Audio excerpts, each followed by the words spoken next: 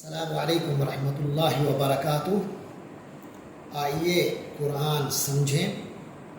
سورۃ البقرہ آیت 99۔ اعوذ باللہ من الشیطان الرجیم، بسم اللہ الرحمن الرحیم۔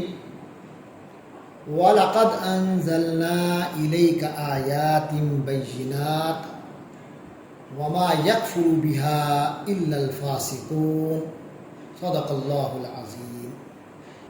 اس آیت میں وَلَقَدْ اور یقیناً ایسا ہو چکا، انزلنا نزول سے اترنا، انزلا ینزلو انزال، انزال کے معنی اتارنا، انزلا اس نے اتارا، انزلنا ہم نے اتارا، وَلَقَدْ أَنزَلْنَا اور ہم تو اتار چکے ہیں، یہ کنفرم ہے، یہ سارے الفاظ گزر چکے ہیں۔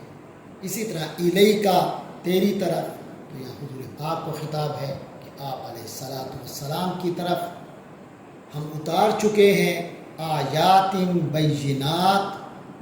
آیات آیت کی جمع، آیت کے معنی نشانی، اور قرآن مجید کے جو مختلف عبارتیں ہیں جن کو یہ آیات میں تقسیم کیا گیا ہے، تو وہ قرآن کے خاص حصے ہیں، وہ مراد بھی ہو سکتے ہیں، اور اس کے علاوہ اللہ تبارک و تعالی کی قدرت کی مختلف نشانیاں بھی مراد ہو سکتی ہیں۔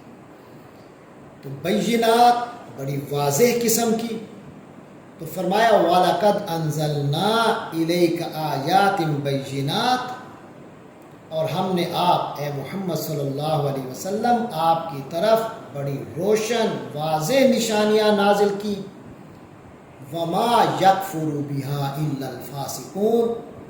اب اس میں صرف یکفرو کا لفظ ایک پوری ساخت میں پہلی دفعہ آیا ہے، باقی الفاظ گزر چکے ہیں۔ وما اور نہیں، یکفر کفر سے ہے، یہ پہلے گزر چکا۔ کفر کے معنی انکار بھی ہوتے ہیں، ناشکری بھی ہوتے ہیں۔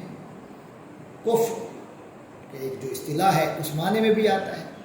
تو کافارہ اس نے کفر کیا، یکفرو وہ کفر کرتا ہے، وما یکفرو اور نہیں کفر کرتا، بہا ان آیتوں کا جو اللہ نے روشن واضح عطا کی ہیں، نازل کی ہیں آپ صلی اللہ علیہ وسلم کی طرف، ان کا انکار نہیں کرتا، ان کا کفر نہیں کرتا، الا مگر، یعنی کرتے ہیں کچھ لوگ مگر وہ وہی لوگ ہوتے ہیں الفاسقون جو کہ فسق والے ہیں، فاسق لوگ ہیں۔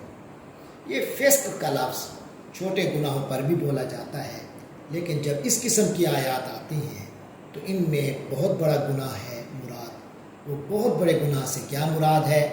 فاسق وہ شخص ہے جو ہر قسم کی حد کو پھلانگ جاتا ہے، ہر قسم کی حدود کو نظر انداز کر کے ان کو پھلانگ جاتا ہے، تو اس کو فاسق کہتے ہیں، یعنی اپنی حد میں نہیں رہتا، نافرمانی کی ساری حدیں پار کرتا ہے۔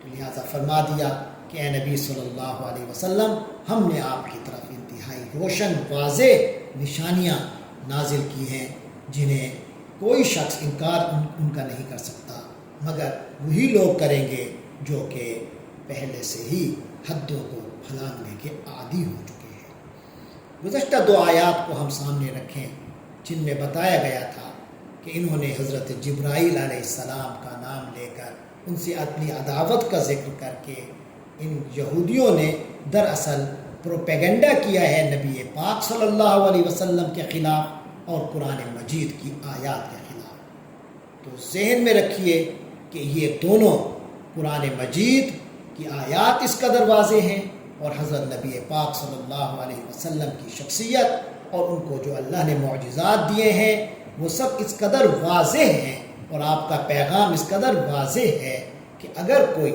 ان کو، اگر اس کی آنکھوں پر کوئی پردے نہیں چڑھے ہوئے، بالکل اندھا نہیں ہو گیا، بالکل بہرا نہیں ہو گیا، تو جو بھی ان باتوں کو سنتا ہے، یہ ان چیزوں کو دیکھتا ہے، اس کے پاس سوائے ایمان لانے کے اور کوئی رستہ باقی نہیں رہتا۔ اللہ تبارک و تعالی ہم سب کو حضرت محمد صلی اللہ علیہ وسلم اور قرآن پر سچا پکا ایمان عطا فرمائے۔ وآخر دعوانا ان الحمد للہ رب العالمین۔